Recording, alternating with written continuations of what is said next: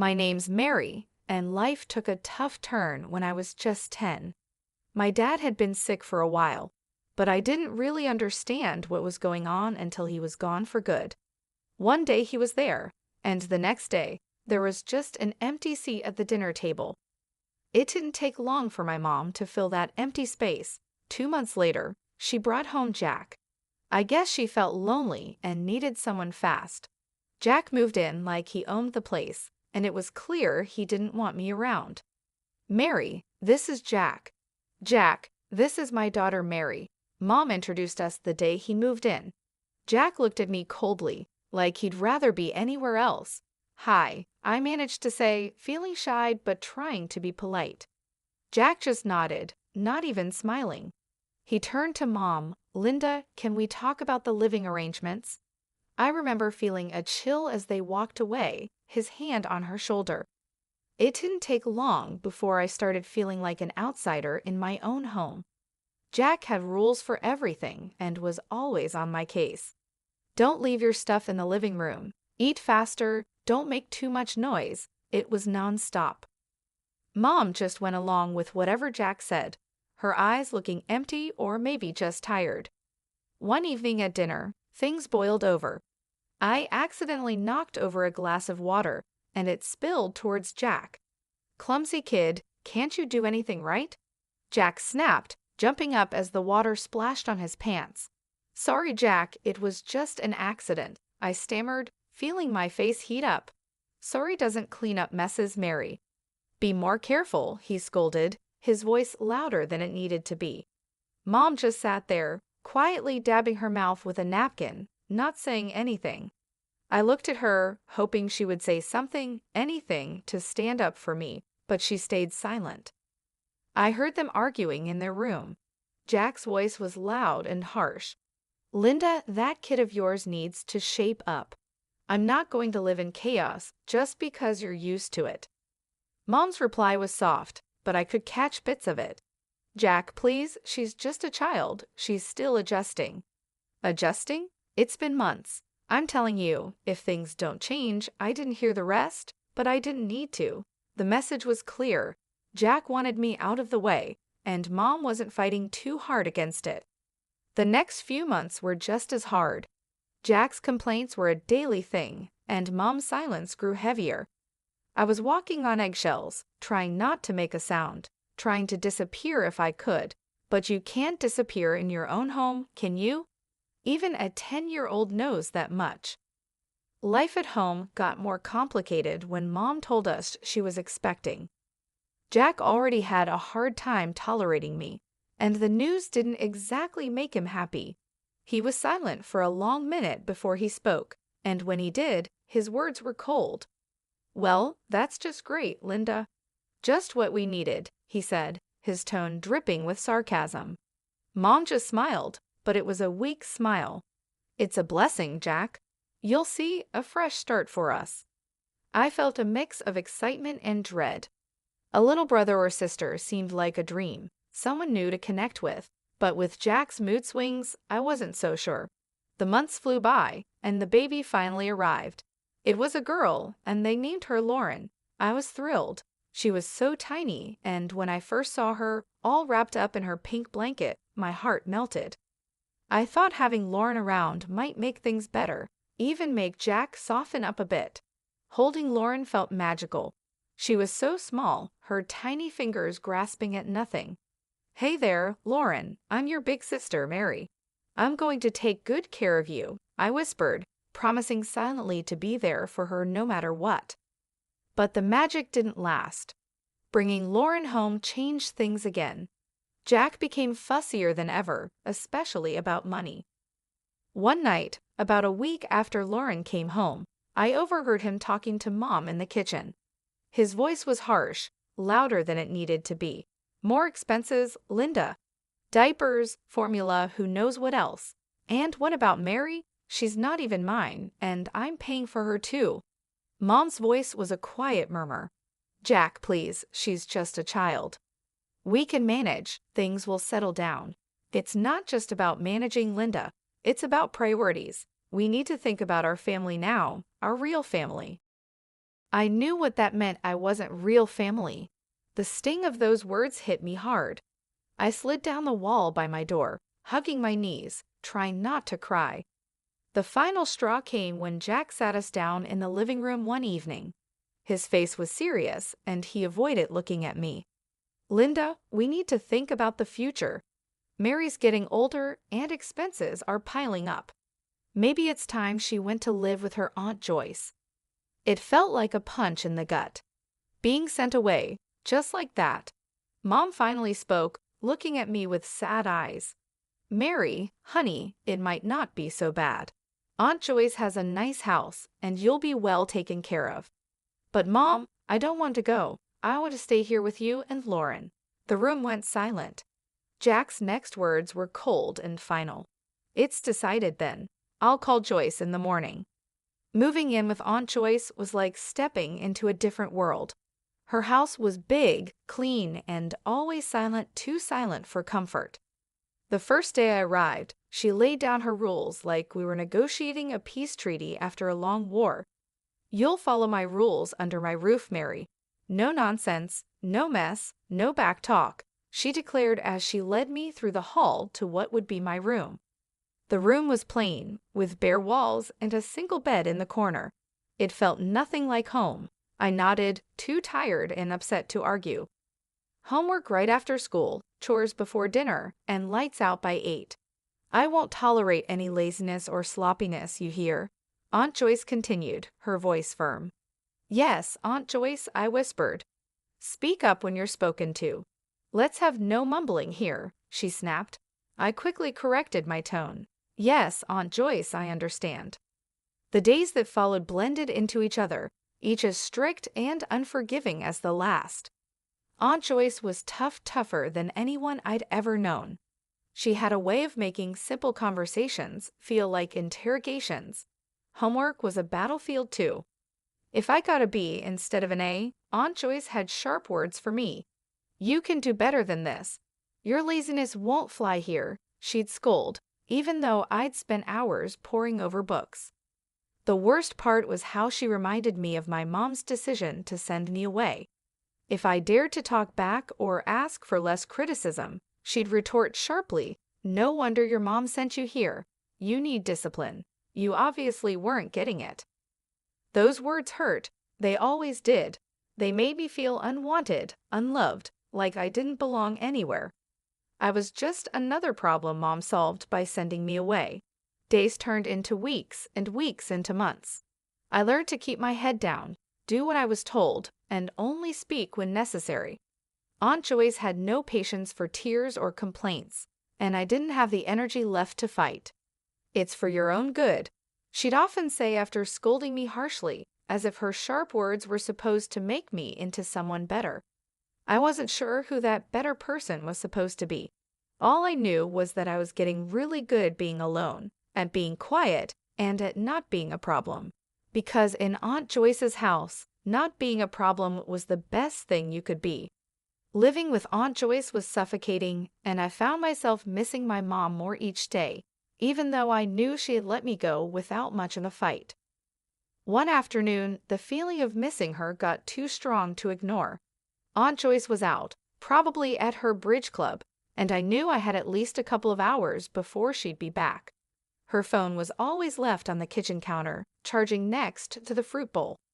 It seemed like my only link back to my old life. I hesitated for a minute before I picked it up. Dialing my mom's number was like muscle memory. I hadn't forgotten it, and maybe I never would. My heart raced as I heard the phone ring once, twice, then I heard her voice. "Hello?" "Mom, it's me, Mary." There was a pause, a breath, maybe. Then, "Mary, why are you calling?" I swallowed hard, my throat tight. "I just wanted to hear your voice." Another pause, longer this time. Then she spoke, cold and hard. "You shouldn't have called." "But Mom." "Mary, listen to me. You need to stop this. I can't have you calling me." "But why? I miss you, Mom. I miss home. When can I come back?" Her voice was flat, emotionless, like she was discussing the weather. "You can't. That's done. Don't call here anymore." I couldn't believe what I was hearing. Mom, please. Just don't, Mary. There's nothing here for you. Goodbye. She hung up and the line went dead. The silence in the kitchen was overwhelming. I felt my hand shake as I put the phone back on the charger. The finality in her voice broke something in me. She didn't want me. She really didn't want me anymore. Tears blurred my vision as I stumbled to my room. I closed the door softly, not wanting to make any noise that might hint at my rebellion. I sat on the floor, my back against my bed, and let myself cry. The room felt smaller than ever, like a box slowly closing in on me. I heard the front door open and close, and Aunt Joyce's voice called out, "Mary, you better have finished your chores." "Yes, Aunt Joyce," I called back, quickly wiping my eyes with the back of my hand. I didn't want her to see any signs of weakness. Weakness wasn't allowed here. I went to the kitchen to help with dinner, acting like nothing had happened, but inside, I felt different, emptier, more alone. Mom's final words kept playing over and over in my head. That night, Aunt Joyce found the call log on her phone. Her face twisted into a scowl as she stormed into my room, her voice a harsh whisper that cut through the quiet. "So, you took my phone to call your mother. Thought you'd go behind my back." I froze, feeling the blood drain from my face. I just wanted to hear her voice. Aunt Joyce laughed, a harsh, grating sound. "And what did that get you, huh? She doesn't want you, Mary. Even you can't deny it now." Her words were like ice, and I felt them chill me to the bone. She grabbed my arm, her grip tight and painful. "No more phone, no more pity parties. You're here because she doesn't want you. Remember that." The punishment was severe, more chores, stricter rules, and the cold shoulder from Aunt Joyce, who made sure I felt just how unwanted I was every day after that. Aunt Joyce's house had become a prison, each day dragging on heavier than the last. It was clear I was nothing but a burden to her, a nuisance she put up with only because she had to. But even that thin thread of obligation snapped one chilly morning, a year into my stay. "You're packing your bags today, Mary," Aunt Joyce announced over breakfast, her voice stern and final. I stared at her, my spoon halfway in my mouth. "What? Why?" "Your mother stopped sending money." "No money, no reason to keep you here," she replied bluntly, sipping her coffee as if we were discussing something as trivial as the weather. I felt a cold dread settle in my stomach. "So what happens to me now?" She shrugged, a cold, dismissive gesture. "Not my problem. You can go live with your grandmother. If she won't take you, then it's the orphanage." The thought of going to an orphanage terrified me, but the mention of Grandma sparked a tiny flicker of hope. I hadn't seen her since I was little, barely remembered her, but surely she wouldn't turn me away. Packing my bags felt surreal, like it was happening to someone else. I was packing up my life at Aunt Joyce's, each item a reminder of the year I'd lost. Aunt Joyce drove me to Grandma's house, and the car ride was silent except for the hum of the engine. When we arrived, the house was smaller and cozier than Aunt Joyce's big, imposing place. Grandma was waiting at the door, her expression unreadable. "This is Mary, your granddaughter," Aunt Joyce said, not bothering with any pleasantries. "I can't keep her anymore. Linda stopped paying." Grandma looked me over, her eyes sharp but not unkind. "I see, come in, Mary." Aunt Joyce didn't stay long. With a brief nod, she left, her duty to me discarded as easily as she had gotten rid of me. Inside, Grandma's house was warm and filled with the scent of cinnamon and something sweet baking. It felt welcoming, a stark contrast to Aunt Joyce's cold, sterile environment. "You'll be staying in the guest room. I suppose we'll need to sort out some more permanent arrangements," Grandma said as she led me down the hall. The guest room was small, with a window overlooking the garden. It felt safe, a feeling I hadn't associated with a place in a long time. "Thank you, Grandma," I said quietly, still unsure of my welcome. She nodded. "We're family, Mary. You belong here more than anywhere else."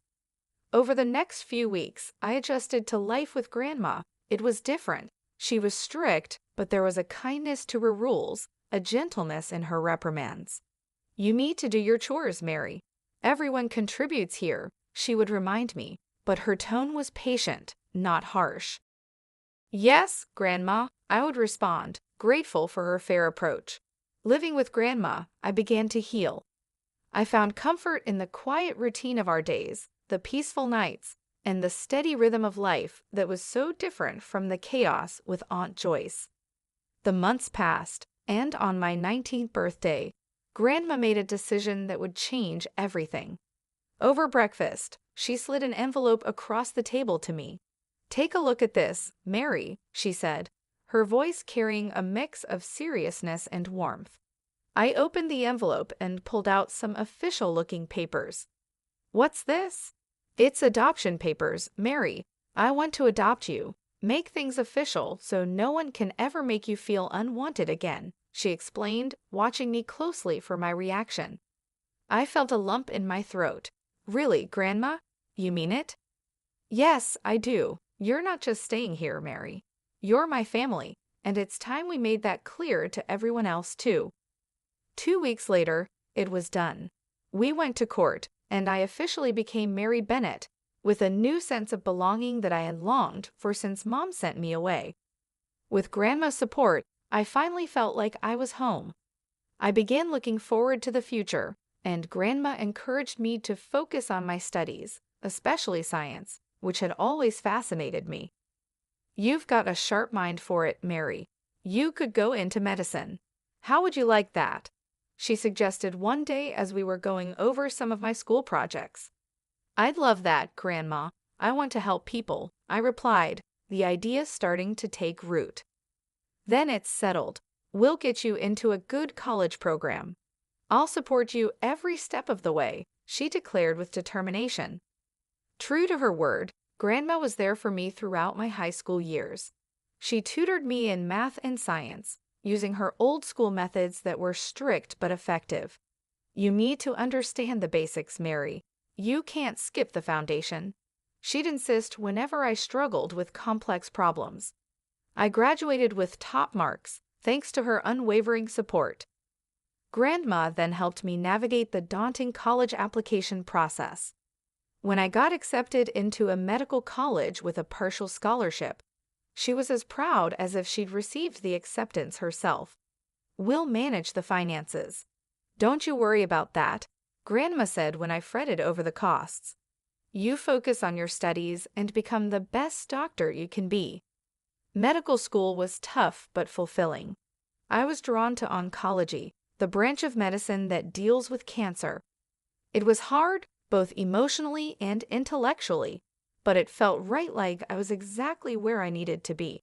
I completed my degree, then my internship, and finally my residency, each step a milestone that Grandma celebrated. "You're making a real difference, Mary. I'm so proud of you," she'd say, her eyes shining with pride. By the time I turned 35, I was fully established in my career as an oncologist. My life was busy but fulfilling, filled with long hours at the hospital and the satisfaction of knowing I was making a difference. Through it all, Grandma was my anchor, always there to listen and offer advice on tough days. But life, as it often does, threw another curveball my way. Grandma's health, which had been declining, took a sudden turn for the worse.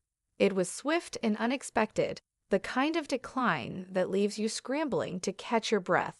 I remember coming home one evening, tired after a particularly tough day at the hospital. Grandma was sitting in her favorite armchair, looking out the window. Her voice was weaker when she called me over. "Mary, come sit with me for a bit," she said, patting the chair next to her. I sat down and took her hand in mine. It felt fragile, like it could break with too much pressure. "I'm not going to beat around the bush," she started, her tone serious. "The doctors say there's not much time left. We need to talk about practical things." A lump formed in my throat, and my eyes filled with tears. "Grandma, please." She squeezed my hand, her grip still strong. "No tears now, Mary. We've got things to sort out. You need to be ready." The next few weeks were a blur of doctor's visits, late nights, and legal paperwork. Grandma wanted to make sure everything was in order for me, that there would be no complications with her estate or her wishes. When the end came, it was peaceful. Grandma passed away in her sleep at home, just as she had wanted. The emptiness left by her passing was overwhelming, and the silence in the house felt too heavy to bear at times. Planning the funeral was hard. I went through her address book, calling relatives and friends. The responses were polite, some even warm, but it became clear that not many would make the effort to come. My heart ached, not just for the loss of Grandma, but for the loneliness of this farewell. The funeral day was quiet, the chapel more empty than full. I stood there, feeling oddly detached as the priest spoke about life, loss, and legacy. It didn't take long after the funeral for the past I thought I had left behind to come knocking at my door. My mother, stepfather, and their daughter, who was now 21 years old, showed up unexpectedly. My mother didn't waste any time. "Mary, you need to share the inheritance your grandmother left you," she demanded, her tone entitled. I stared at them, disbelief mixing with anger. "You left me, remember? 21 years ago, you decided I was too much of a burden." My mother's face twisted into a sneer. "Ungrateful girl. Now you're a rich doctor with an inheritance. You owe us." I laughed, the sound bitter. "Grandma adopted me legally. You're nothing to me now." The shock on her face was almost comical. My stepfather, ever the bully, leaned in. "You're going to regret this, Mary." As they left, I slammed the door behind them, the click of the lock sounding unusually satisfying. Standing there, my back against the door, I felt a mix of relief and renewed determination. A few days after their visit, I was at work when I got a call from a neighbor. "Mary, it looks like your family's at your house again. They've been bringing in furniture. It looks like they're moving in or something." When I pulled into the driveway, seeing their car parked out front made my stomach turn. I walked in to find my mother, stepfather, and stepsister unpacking boxes in the living room, acting like they owned the place. "What are you doing?" I demanded, trying to keep my voice steady. My mother turned around, feigning surprise. "Oh, Mary, we're just settling in. After all, this is family property." "No, it's not. This is my house, legally left to me by Grandma. You need to leave now." My stepfather stepped forward with a smirk on his face. "Make us. We're family, and we deserve a part of this house." I could feel the anger rising inside me. "You haven't been family for over 21 years. You can't just come here and claim what's mine." My stepsister, who had been watching from the side, finally spoke up. "Come on, Mary, don't be so heartless. We're just asking for what's fair." "Fair?" I laughed, the sound sharp and bitter. "What's fair about abandoning a child? What's fair about only showing up when you think there's money to be had?" They had no answers, just scowls and muttered curses. "I'm calling the police," I declared, pulling out my phone. My mother tried to stop me. "You'll regret this, Mary." "I've regretted knowing you for years. This is nothing new." I shot back as I dialed 533. The police arrived quickly. I explained the situation, showing them the legal documents proving my ownership of the house and Grandma's will. The officers were firm. "You need to leave," one of them told my mother and stepfather. "This property doesn't belong to you, and if you don't comply, you'll be removed forcibly." My stepfather glared at me, his anger clear, but there was nothing he could do. "This isn't over, Mary," he threatened as they gathered their things. "Oh, but it is," I replied, my tone cold and final. After they were gone, I walked through the house through Grandma's house. Each room was filled with memories, each corner a testament to her love and the life she had built here, a life she had fought to pass on to me. Standing in her favorite spot by the window, I made a promise, not just to her but to myself. I would not let the bitterness of the past tarnish my future. I had fought hard to become who I was, and I would continue to fight to honor her legacy and the sacrifice